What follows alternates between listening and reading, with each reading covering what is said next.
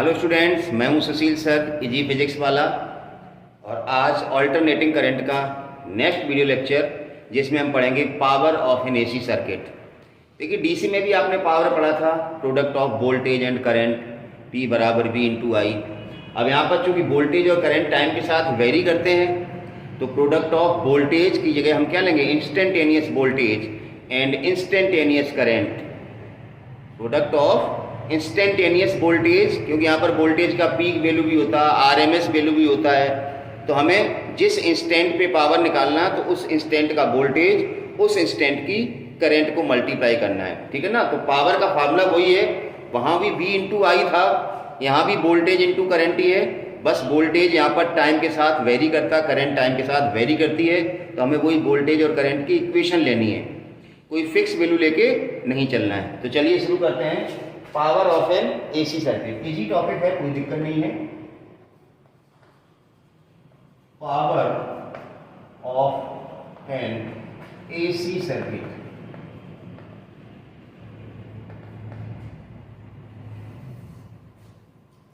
तो पावर का मतलब आपको पता है, rate of doing work of rate of doing consumed energy is known as power. तो it is the product of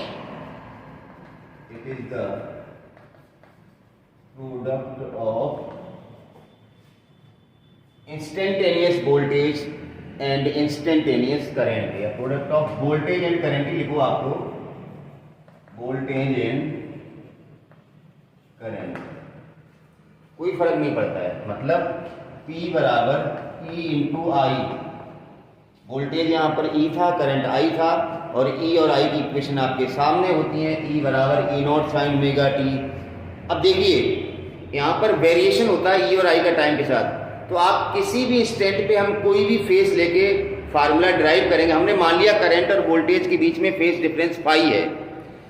power जो है ना, वो फेज डिफरेंस पे डिपेंड करेगा, प्लस फाई या माइनस फाई पे डिपेंड नहीं करेगा। इसलिए टेंशन लेने की कोई जरूरत नहीं है। आप मर्जी आए E की इक्वेशन जो ले लो, मर्जी आए I की इक्वेशन लो, पावर की इक्वेशन पे कोई फर्क नहीं पड़ेगा। जैसे हमने ले लिया let E equal to E not sine omega T, right. अब I बराबर ले लिया हमने, suppose I not sine omega T. बच्चा कहता सर यहाँ प्लस पाई ले या माइनस पाई ले लो, दोनों ले लो यार, क्या फर्क पड़ता है। दोनों से रिजल्ट पे कोई फर्क नहीं पड़ेगा। Power depends on phi, not plus phi. और जैसे मैंने दोनों साइन लगा लिए, भाई आपके पास चॉइस है। आपने इतने सारे सर्किट्स पढ़े हैं, किसी में आप फाई की जगह 0 होता था, किसी में प्लस पाई बाई 2 होता था, किसी में माइनस पाई बाई 2 होता था, किसी में लेस देन पाई बाई 2 होता था। होता तो फाई की कुछ वैल्यू होती थी। तो हम एक जनरल एक्सप्रेशन करने जा रहे हैं जिसमें फेज डिफरेंस फाई है। अब जब सर्किट के क्वेश्चंस करेंगे तो आपको फाई की जगह दिया जाएगा कि पाई बाई 2 है या क्या है, वो फाई की वैल्यू डाल देना। तो हम फाई फेज डिफरेंस लेके चल रहे हैं। जहां तक बात थी प्लस पाई या माइनस पाई, हमने दोनों साइन लगा लिए, रिजल्ट पे कोई फर्क नहीं पड़ेगा, चाहे आप प्लस पाई लें चाहे माइनस पाई लें। समझ गए ना, हमने इसके दोनों साइन लगा लिए। देखिए कर लेते, पावर निकाल लो आप। तो P बराबर E इंटू आई करो, तो E की इक्वेशन क्या है, E not sine omega t into I naught sine omega T. हम देखो दोनों चीजें ले रहे हैं, जानबूझ के दोनों ले रहे हैं ताकि आप कंफ्यूज नहीं हो, दिमाग में कोई कंफ्यूजन नहीं होता। अगर आप यहाँ प्लस फाई लेके ड्राइव करते तो भी रिजल्ट एक ही आता, यहाँ माइनस फाई लेके ड्राइव करते तो भी रिजल्ट एक ही आता, ठीक है ना। अब चलिए आगे बढ़ते जाइए। फिजिक्स खत्म, नाउ मैथमेटिक्स चालू। फिजिक्स में तो आपको E और I की इक्वेशन बता दी, अब आपने मल्टीप्लाई करना है। फिजिक्स का कोई रोल नहीं है। तो देखिए E not sine omega T, ये I नॉट भी इधर लिख दें, ऐसे लिख लो, आसानी रहेगी आपके पास। E नॉट I नॉट, ये वाला I not sine omega T, ये वाला साइन ओमेगा टी। अब आगे आओ, ये sine omega T plus phi या साइन ओमेगा टी माइनस, इसको साइन ए प्लस बी या साइन ए माइनस बी से, अगर यहाँ प्लस लगाया बच्चे ने तो उसका बनेगा sine omega T plus phi, मतलब sine A plus B. Minus लगाया, उसका बनेगा formula sine A minus B. इसको खोलो, साइन ए प्लस बी या साइन ए माइनस बी का फार्मूला पता है ना, sine A cos B plus cos A sine B. लिख देता हूँ कहीं, यहाँ लिख देता हूँ, फिलहाल आप लोग लिख देना sign A plus minus B, sign A cos B, यहाँ प्लस है तो यहाँ प्लस आएगा, यहाँ माइनस है तो माइनस आएगा, कॉस ए साइन बी। ये फार्मूला होता है, इस फार्मूले से खोलिए इसको, ये ए की जगह है ये, और ये है बी की जगह, ये ए है और ये, लगा दो फार्मूला, साइन ए मतलब sine omega T, cos B मतलब कॉस पाई, प्लस है तो प्लस, माइनस है तो माइनस, मैंने कहा कोई फर्क नहीं पड़ता, cos A cos omega T, sine B मतलब sine pi, sine A plus B या साइन ए माइनस बी का फार्मूला लगा के खोल दिया हमने। अब ये जो टर्म बाहर था ना, E naught I naught sine omega T, ये वाला यहाँ लिखा है, इसको अंदर ले लो, यहाँ के साथ भी और इसके साथ भी, दोनों का। तो देखो जब ये चीज यहाँ जाएगी, E naught I naught sine omega T, sine omega t का multiply sine square omega t और कॉस पाई हो गया, इस टर्म का इसमें मल्टीप्लाई हो गया, प्लस माइनस, यहाँ प्लस है तो यहाँ प्लस लगाना, माइनस, हम दोनों लेके चले, मैंने इसलिए कहा था कि आगे कुछ भी हो कोई रिजल्ट पे फर्क नहीं पड़ेगा आगे। अब इस चीज का यहाँ मल्टीप्लाई करो, E naught I naught sine omega T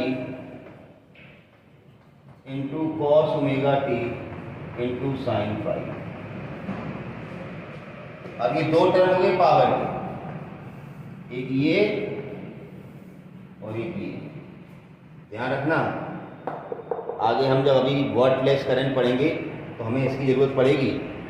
जो हमने पावर निकाला वो it consist of two terms, P1 and P2, ध्यान रखना, ये P1 टर्म है और ये P2 टर्म है। अब देखो, एक तो ये फार्मूला हमने ट्रिग्नोमेट्री का यूज किया था इसको एक्सप्लेन करने में, अब एक फार्मूला और लगा रहा हूं, sign 2a 2 sign A cos A, sign 2a होता है 2 साइन ए कॉस ए, देखो एंगल सेम है तो सिर्फ साइन ए कॉस ए कितना होगा, sign A into cos A अगर निकालेंगे तो आएगा, ये 2 हटाओ यहां से नीचे जाएगा, साइन 2a अपॉन, इधर देखो अब ये टर्म देखो, ये वाला sine A cos A, sine omega T cos omega t, ऐसे लिखा ना, साइन ए कॉस ए, तो इसकी जगह क्या आ जाएगा, साइन 2a अपॉन 2, मतलब इसकी जगह आ जाएगा साइन 2 ओमेगा टी अपॉन 2। तो देखो ये कैसे लिखा जाएगा, अगला स्टेप, P बराबर E naught I naught sine square omega T cos phi plus minus E naught I naught, इसकी जगह आएगा साइन 2a अपॉन 2, अब अपॉन 2 यहाँ लिख दिया, साइन 2 ओमेगा टी अपॉन 2 आएगा, अपॉन 2 लिख दिया, अब बचा इंटू साइन फाई। तो जो पावर हमने निकाला ये बार टर्म आया और ये टर्म। अब देखो, अब हमें निकालना है एवरेज पावर। ये हमने पावर की जनरल इक्वेशन लिख दी है, P बराबर होता है A इंटू आई, T और I की इक्वेशन ले ली, आप मर्जी आए वो इक्वेशन लो, पावर के रिजल्ट पे कोई फर्क नहीं पड़ेगा। आप चाहो तो I की आई नॉट साइन ओमेगा टी ले लो, यहाँ प्लस माइनस फाई कर लो तो भी रिजल्ट यही आएगा। अब देखिए एवरेज पावर की बात हो रही है, ठीक है ना, एवरेज पावर, एवरेज पावर का मतलब है P बार, एवरेज पावर। तो यहाँ पर जैसे जो वेरिंग टर्म है, वेरिंग टर्म क्या है, साइन स्क्वायर ओमेगा टी, जो टाइम के साथ वेरी करेगा, साइन 2 ओमेगा टी, ये वेरिएबल टर्म है जो टाइम के साथ चेंज होते हैं, तो हमें इन्हीं का एवरेज निकालना पड़ेगा। तो एवरेज पावर निकालेंगे तो आएगा E naught I naught sine square omega t का एवरेज निकालना पड़ेगा into cos phi plus minus E naught I naught upon 2 sine 2 omega t का एवरेज निकालना पड़ेगा into sine phi. Average power निकालना तो हमें साइन स्क्वायर ओमेगा टी का एवरेज निकालना पड़ेगा, साइन 2 ओमेगा टी का एवरेज निकालना पड़ेगा। अगर आपने थोड़ा बहुत भी पढ़ा है इस चैप्टर को, मेरे वीडियो लेक्चर देखे हैं, तो हमने पहला वीडियो लेक्चर बनाया था उसी में हमने एवरेज वैल्यू और आरएमएस वैल्यू निकाली थी। तो एवरेज वैल्यू निकाली थी हमने साइन ओमेगा टी की, तो कितनी आई थी? 0 एक साइकिल के लिए। और जब हमने आरएमएस स्क्वायर निकाला था, रूट मीन स्क्वायर, तो करंट का स्क्वायर किया था। तो जब स्क्वायर किया था वहां पर टर्म आया था साइन स्क्वायर ओमेगा टी, जो यहाँ है। इसका एवरेज निकाला था तो वहां पर आया था आई नॉट स्क्वायर अपॉन 2। अब यहाँ आई नॉट स्क्वायर अभी सिर्फ इतना ही है, तो अपॉन 2 आएगा, मतलब 1/2 आएगा। आप चाहो तो निकाल सकते हो, नहीं तो आप याद कर सकते हो, मैं अभी बता रहा हूँ आपको। फिलहाल ये नोट कर लो, मैं इसको हटाने जा रहा हूँ। कुछ नहीं करना, ई और आई का गुणा करना है। एक फार्मूला लगा साइन ए प्लस बी या साइन ए माइनस बी का, कर लिया हमने सही। वो फार्मूला जो यूज किए मैंने यहाँ लिख दिए। अब देखिए,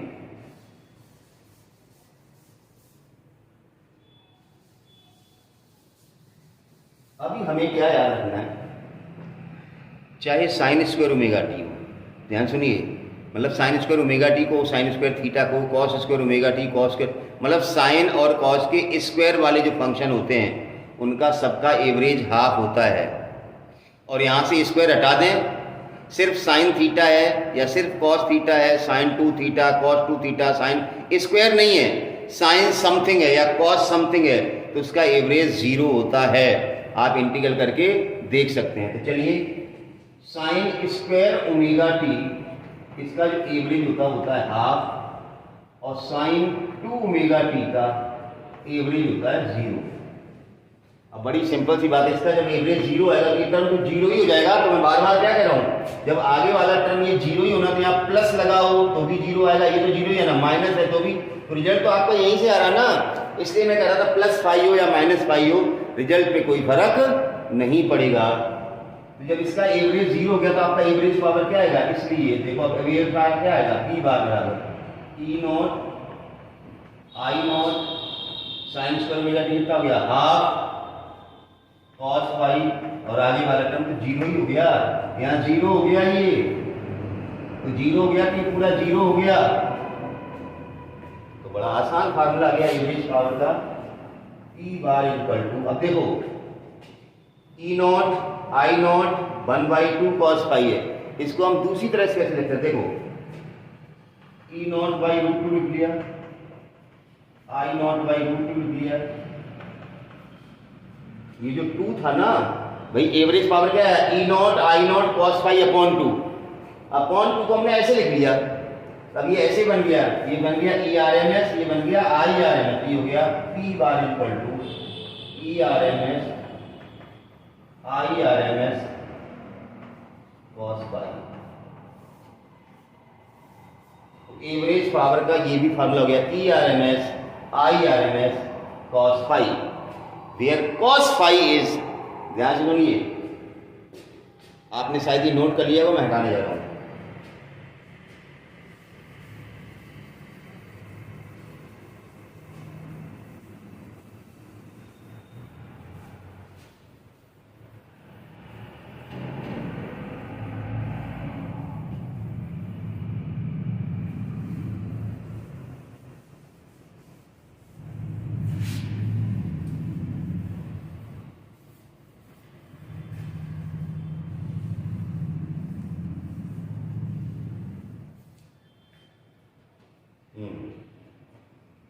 Here cos phi is equal to r upon z। ये जो cos phi है अभी हम बताएंगे r upon z क्यों आया। is called as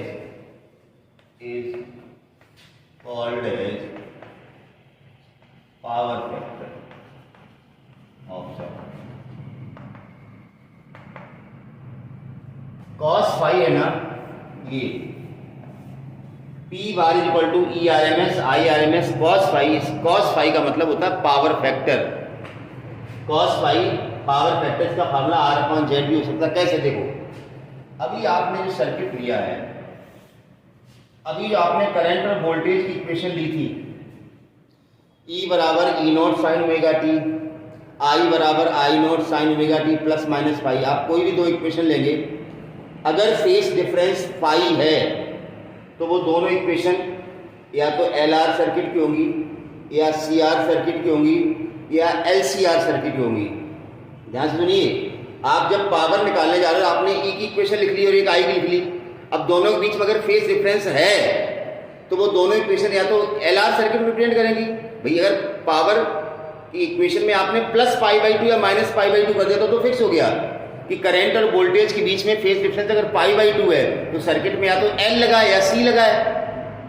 मैंने कहा सीक्वेंस में वीडियो लेक्चर देखना है। अब आपको पता ही नहीं π/2 फेज डिफरेंस में सर्किट में क्या लगता है। करंट अगर π/2 पीछे है, वोल्टेज π/2 आगे, मतलब सर्किट में एल लगा है। करंट अगर π/2 आगे, सर्किट में सी लगा है। और अगर π/2 आगे पीछे नहीं, फाई आगे, फाई π/2 से कम है तो सर्किट या तो एल आर होगा या सी आर होगा या एल सी आर होगा। मतलब उनके tan फाई तुम्हें पता XL/R पढ़ चुके हम, tan फाई सबके पढ़ चुके हैं यार।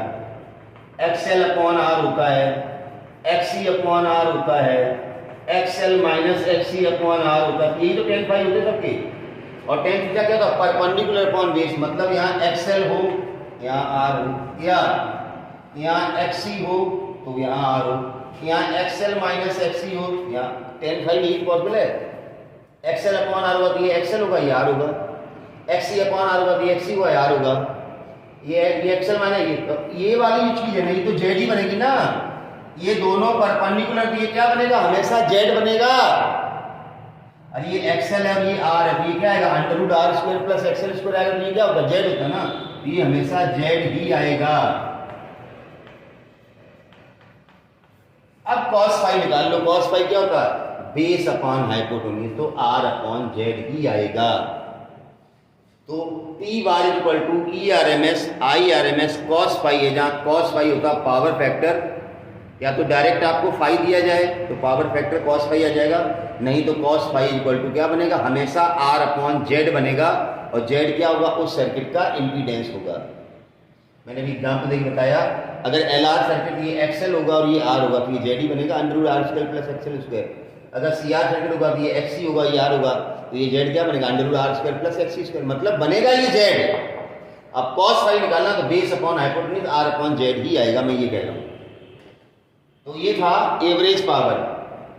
अब हम कुछ क्वेश्चंस लेते हैं एवरेज पावर के। बहुत ही अच्छा टॉपिक है, सरल टॉपिक है।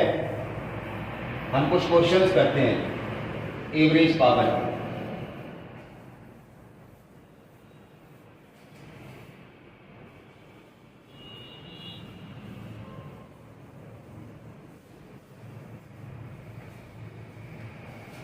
चलिए एवरेज पावर के हम कुछ क्वेश्चंस लेते हैं, बहुत ही सरल। पावर का देखिए फार्मूला याद रखना, कौन सा?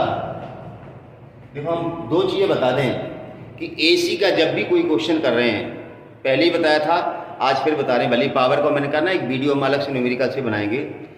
जब भी अप्लाइड वोल्टेज दिया जा रहा है, अगर आपसे नहीं कहा जाए ये पीक वोल्टेज है, तब तक आप उसको RMS ही लेंगे, वोल्टेज हो चाहे करंट। जब आपसे कहा जाए ये पीक वोल्टेज मतलब ये E0 है, आपसे कहा जाए ये पीक करंट मतलब वो I0 है, अदरवाइज समझ गए ना। तो चलिए पावर का पहला क्वेश्चन हम करने की कोशिश कर रहे हैं। पहला क्वेश्चन एक ले लेते हैं। What is the power factor for the circuit L? What is the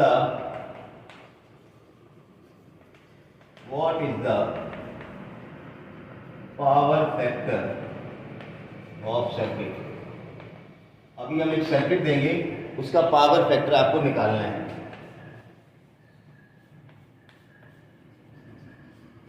ये L हो गया, ये C हो गया, ये R है, LCR सर्किट है। आपको दिया गया XL 100 ओम, 100 ओम, XC आपको दिया गया 60 ओम, 20 ओम, और R दिया गया 60 ओम। ये है 60 ओम, ये XC दिया गया है 20 ओम, और ये AC सोर्स है 220 वोल्ट 50 हर्ट्ज। मैं कह रहा था उसको सुनिए, ये 220 वोल्ट 50 है, मतलब ये ERMS है। अब देखो ये LCR सर्किट है, आपको क्या निकालना? Power factor. मैंने क्या बताया था? पावर फैक्टर cos फाई होता है R/Z। अब LCR सर्किट का Z क्या होगा? R/Z क्या होगा? √R² प्लस, ये लो खत्म। आर कितना है 60 ओम, आर स्क्वायर मतलब 60 का स्क्वायर, एक्सएल माइनस एक्ससी करेंगे, 100 में से 20 गया 80 का स्क्वायर। अब तो कर लो यार, जी है 60 डिवाइड बाई 36 2 0 64 2 0 60 बचे कितना हो जाएगा 36 64 100 100 पे 2 0 इसके रूट कितना जाएगा 100 60 बटे 100। अब तो बांट दो 3/5, पावर फैक्टर आ गया 3/5 cos पाई। कोई दिक्कत नहीं है, नोट कीजिए। मैं 2-3 तरह के क्वेश्चन बता देता हूँ आपको पावर फैक्टर के। हटाऊं कुछ है ही नहीं, एक्सएल एक्ससी आर सब दिया गया है, power factor R upon Z हो तब हो जाएगा।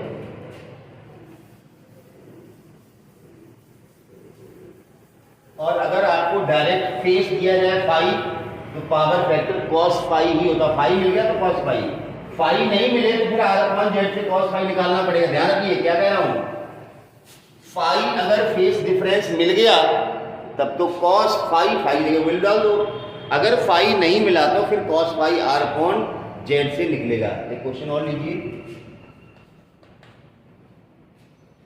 LC circuit connected AC source E बराबर दिया गया 10 साइन, ई की इक्वेशन दी गई है 10 साइन 100 पाई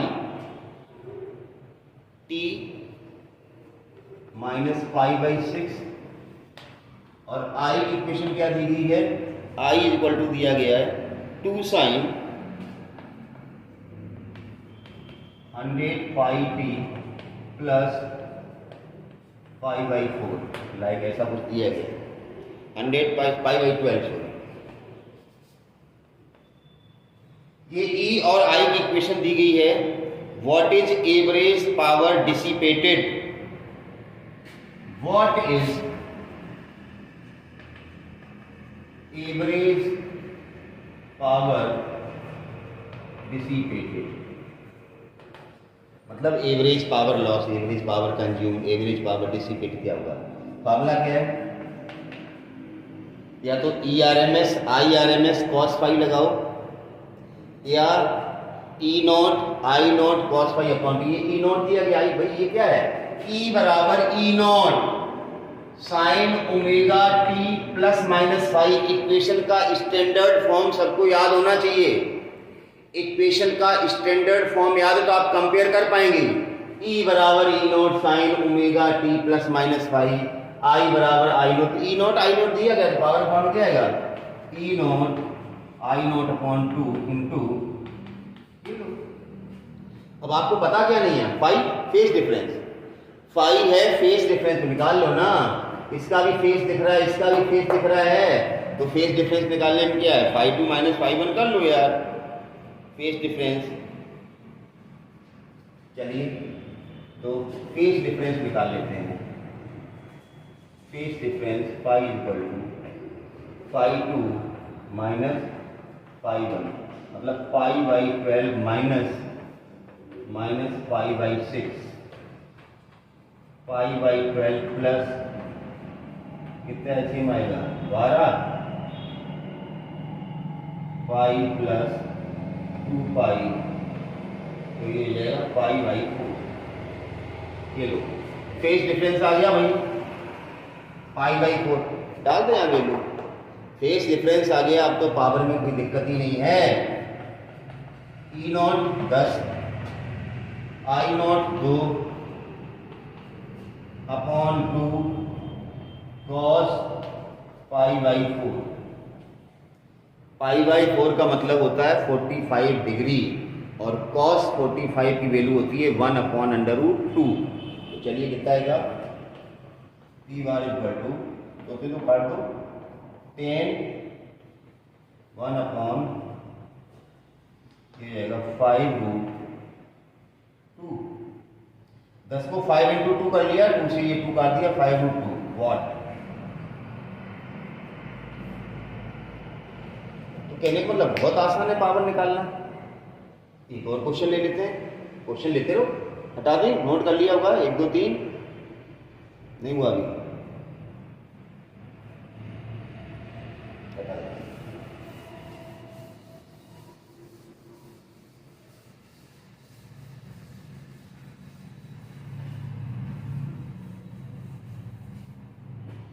एक और पावर का क्वेश्चन, E बराबर 100 sign omega T 50 cos omega T. अक्सर कर बच्चा गलत करता है इस टाइप का क्वेश्चन। E बराबर 100 साइन ओमेगा टी और I बराबर 50 कॉस ओमेगा टी। इस क्वेश्चन को बच्चा अक्सर गलत करता है और पूछा गया find average power, find average power, तो अपना पावर का फार्मूला लगा देता है। कौन सा वाला? E not I not upon 2 into cos pi. Formula यही है ना, E not I not upon 2 cos pi, या अपॉन में 2 नहीं रखना चाहो, E RMS I RMS cos phi, दोनों मतलब एक ही है। फाई क्या है? Phase difference between current and voltage. Phi क्या है? Phase difference between current and voltage. Current और वोल्टेज के बीच में फेज डिफरेंस है, वो कुछ भी हो सकता है। हमने जनरल फार्मूला निकाला था ना, वो 0 हो सकता है, पाई बाई 2 हो सकता है। देखो हमने जो पावर का फार्मूला लिखा था P बराबर, अभी जो डिराइव किया था, E RMS I RMS cos phi. यहाँ कॉस फाई पूरा तो पावर फैक्टर है, यहाँ कॉस फाई तो पावर फैक्टर, लेकिन फाई क्या है? फाई क्या था? Phi is phase difference between E and I। Cos phi पूरा पावर। अब जैसे हमने पढ़ा था फॉर प्योर रेजिस्टिव सर्किट, तो फाई कितना होता है? आज अभी जो पावर का जनरल फार्मूला ड्राइव किया है, ये जनरल फार्मूला था जब करंट और वोल्टेज के बीच में फेज डिफरेंस फाई हो। फाई कुछ भी हो सकता है, लेकिन हमें कुछ स्पेशल केस तो पता है ना कि प्योर रेजिस्टिव सर्किट तो फाई 0 होता है, तो उसका पावर हमें डायरेक्ट ही मिल जाएगा, फाई ढूंढने की जरूरत कहाँ है। प्योर कैपेसिटिव सर्किट है तो फाई पाई बाई 2 होता है। प्योर इंडक्टिव सर्किट है तो भी फाई पाई बाई 2 होता है। मैंने कहा ना, पाई बाई 2 आगे है या पाई बाई 2 पीछे से कोई फर्क नहीं पड़ता। अगर फेज डिफरेंस पाई बाई 2 है, हमें यहाँ पाई बाई 2 रखना है। ऐसा नहीं आगे है पाई बाई 2 तो प्लस का पाई बाई 2 रखने, तो प्लस तो है नहीं, इंटू है कॉस पाई बाई 2 का, तो वैल्यू तो पाई बाई 2 की आएगी ना। तो इसलिए दिमाग में टेंशन नहीं रखना कि प्लस पाई बाई 2 या माइनस पाई बाई 2। तो for pure resistive circuit phi कितना होता है? 0, और कॉस 0 कितना होता है? 1। तो एवरेज पावर लॉस कितना आएगा? E RMS into I RMS, जो कि मैक्सिमम होता है। लेकिन फॉर इंडक्टिव और कैपेसिटिव सर्किट, मतलब सर्किट में L लगा हो या C लगा हो, तो फाई कितना होता है? पाई बाई 2। ध्यान रखना, यही वॉटलेस करंट का कॉन्सेप्ट अगला टॉपिक जो होगा। तो फाई पाई बाई 2 होता है और कॉस पाई बाई 2 होता है जनाब 0। तो एवरेज पावर लॉस कितना आएगा? 0 आएगा। तो जब सर्किट में इंडक्टर या कैपेसिटर लगा होता है तो एवरेज पावर लॉस कितना होता है? 0 होता है। चलिए खैर, ये तो आपको भी पता चल जाएगा।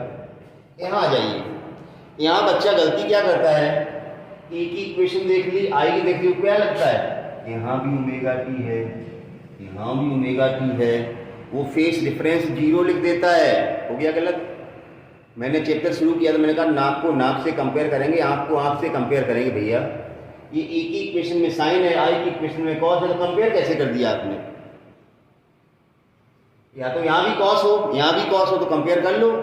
अब यहाँ साइन है, यहाँ कॉस है, तो इस कॉस को किसमें कन्वर्ट करना पड़ेगा? साइन में। अब कॉस को जैसे ही साइन में कन्वर्ट करोगे तो पाई बाई 2 का फेस दिख जाएगा। इस इक्वेशन को कैसे लिखोगे? ये इक्वेशन ऐसे लिखी जाएगी, आई बराबर 50 sign omega T plus pi by 2। अब हो गया। होगी साइन में, ये कॉस वाली साइन, ये लो। अब कंपेयर कर लो, इसका फेस ओमेगा टी है, इसका omega T plus pi by 2 है, तो फेस डिफरेंस कितना होगा, पाई बाई 2 का। जनरल बात है, दिमाग में बिठा लो कि एक इक्वेशन अगर साइन में और एक कॉस में है, तो दोनों को साइन में कन्वर्ट करोगे तो पाई बाई 2 का फेस एक्स्ट्रा बन जाएगा, जो है वो तो रहेगा ही। यहाँ कुछ नहीं था पहले, तो पाई बाई 2 बन गया, तो फेस डिफरेंस कितना हो गया, फाई बराबर कितना हो गया, पाई बाई 2। एवरेज पावर लॉस कितना आएगा, कॉस पाई बाई 2 कितना होता है, 0। अरे ई नॉट आई नॉट की कुछ भी वैल्यू डालो, लेकिन यहाँ तो पाई बाई 2 आ गया, ये कॉस पाई बाई 2 0 होता है, तो एवरेज पावर लॉस कितना हो गया, 0 हो गया। तो आई होप कि पावर के क्वेश्चन बड़े आसान है, समझ में आ रहे होंगे। एक क्वेश्चन और लेते हैं, चलिए, बहुत ही अच्छा क्वेश्चन है, हटा दें इसको।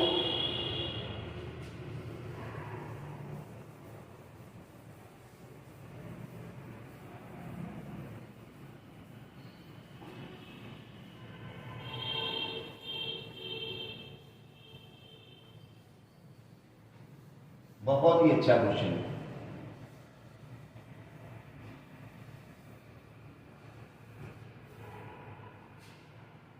देखिए, चैप्टर के सारे वीडियो लेक्चर्स देख लें जिन लोगों ने नहीं देखे हैं।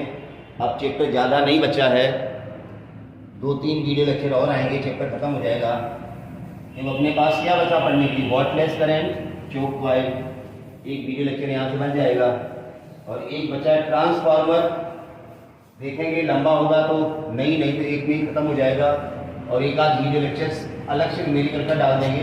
तो इसके लिए आपको क्या होना चाहिए, जितना अभी तक जो पढ़ाया गया है वो सारा का सारा आपको याद होना चाहिए सर्किट्स का, क्योंकि एसी में जो क्वेश्चन कहता है वही करते जाओ, आंसर तो आना, इसमें कुछ घुमा फिरा होता नहीं है। तो चलिए क्वेश्चन और पावर का करते हैं, हमने पावर के काफ़ी क्वेश्चन कर लिए हैं, एक क्वेश्चन और देते हैं पावर का। क्वेश्चन है, a series LCR circuit with resistor of a series LCR circuit with resistor of how much ohm, resistor of 100√5 ohm, मतलब एक LCR सर्किट है जिसमें रेजिस्टेंस दिया गया 100√5 ohm, is connected to an AC source of, is connected to AC source of 200 volt. मतलब ये 200 volt क्या है, RMS वैल्यू है, जब तक आपसे कहा नहीं जाए तब तक, ठीक है ना। जब सर्किट से कैपेसिटर को रिमूव करते हैं तो current lags behind by voltage by pi by 2। Then, अच्छा क्वेश्चन है, capacitor is remove, then current lags behind the voltage by pi by 2, sorry 45 degree Celsius. Current less behind the voltage by, मतलब एक LCR circuit जिसमें LV लगा है, CV लगा, RV लगा, R की तो वैल्यू दी गई है, ठीक है ना, उसको 200 वोल्ट AC सोर्स से जोड़ा गया। क्वेश्चन कह रहा है कि सर्किट से जब हम कैपेसिटर को निकाल देते हैं, मतलब क्या रह गया, LR सर्किट रह गया ना, तो LR सर्किट में आपको पता ही है वोल्टेज आगे होता है, करंट पीछे होती है, तो लिखा है current less behind the voltage bye 45। अब कह रहा है when the inductor is removed. अब अगला क्वेश्चन क्या है, when the inductor is removed. बहुत अच्छा क्वेश्चन बना लिया। अब इंडक्टर रिमूव हो गया तो सर्किट में क्या बचा, CR बचा ना, तो करंट लीड्स करती है, then current leads by an angle of, then current leads by an angle of tan inverse half, by an angle of tan inverse half. Calculate the current and power dissipated. Calculate current and power dissipated.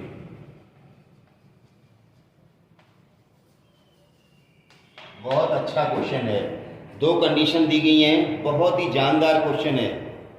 चलिए शुरू करते हैं इसको। पहली condition क्या है? When capacitor is remove, capacitor remove हो गया तो सर्किट में क्या बचा? एलआर। तो tan फाई क्या होता है एलआर सर्किट के लिए? सॉल्यूशन देखो, when capacitor is remove then circuit किस तरह से बिहेव करेगा? एलआर। देन सर्किट बिहेव्स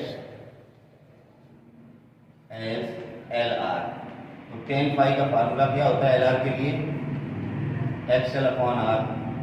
और फाई कितना दिया गया? 45। मतलब tan 45 equal to XL upon R. tan 45 1 होता है। This gives XL equal to R. पहली कंडीशन से हमें ये चीज मिल गई। एक्सएल कितना होगा? आर। आर हमें दिया गया, ये क्वेश्चन में दिया गया, ये क्या है? आर। दूसरा कह रहा है जब हमने किसको रिमूव कर दिया? इंडक्टर को। तो व्हेन इंडक्टर रिमूव, अब तो आप पता हो गया, तो सी आर सर्किट बचेगा। इंडक्टर हटा दिया तो क्या बचेगा? C R circuit. तो tan पाई क्या होगा? F C upon R. tan phi क्या होगा? X C upon R. भैया अब tan फाई कितना दिया गया? फाई बराबर दिया गया 1/2। देखो ना, फाई बराबर tan इनवर्स 1/2 है, तो tan फाई बराबर कितना हो गया? हाफ हो गया ना भैया, वहां पर हाफ डाल दो। tan फाई कितना दिया गया? हाफ। देखो आप ऐसा समझो, tan फाई बराबर हाफ होगा तभी तो फाई बराबर होगा tan इनवर्स हाफ। बच्चे समझ नहीं आती है बात। तो tan phi half equal to X C upon R. तो एक्स सी बराबर कितना हो गया? r/2। एक्सएल बराबर आर है और एक्स सी बराबर है r/2। हमें सब कुछ मिल गया है। Calculate the current and power dissipated. तो पहले हमें करंट निकालना है, तो हमें जेड चाहिए, इंपीडेंस चाहिए सर्किट का। अब जेड निकाल लो। देखो जेड का फार्मूला क्या होता है? Under of R square plus X L minus X C का whole square. Under of R square plus X L कितना है? आर।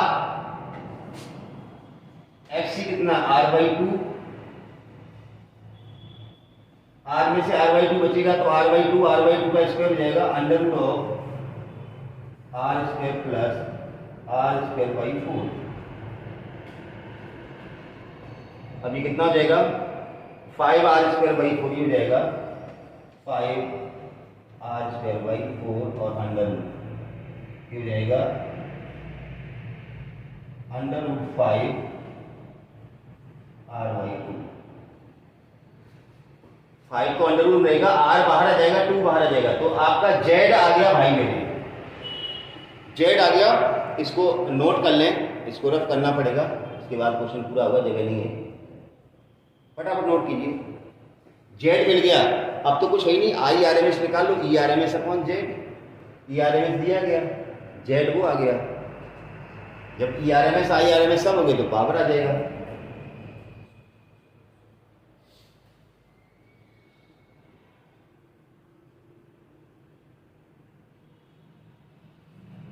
हटा दें? हटाऊं भाई? पॉज कर लो, लिखते रहना। चलिए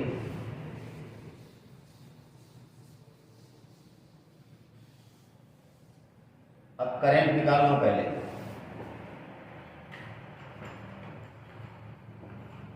current IRMS ERMS upon ERMS कितना है? 200 और जेड कितना आया? Under root 5 r/2। ये हो जाएगा 200 अंडर रूट 5 और r की वैल्यू कितनी है? 100 अंडर रूट 5 2 से काट दो, ये देखो 100 से कट गया 2 बार, ये 2 कहाँ जाएगा, ऊपर जाएगा, और 2 दूनी क्या हो जाएगा 4, अरे 100 दूनी 200, 2 आ गया, 2 ऊपर जाएगा 4, और √5 कितना हो गया 5। तो IRMS हो गया आपका 4/5 एम्पियर, या 0.8 एम्पियर लिख सकते, 4/5 एम्पियर कहो या 0.8 एम्पियर कहो, एक ही बात है, 4/5 को या 0.8 को। अब बचा है पावर,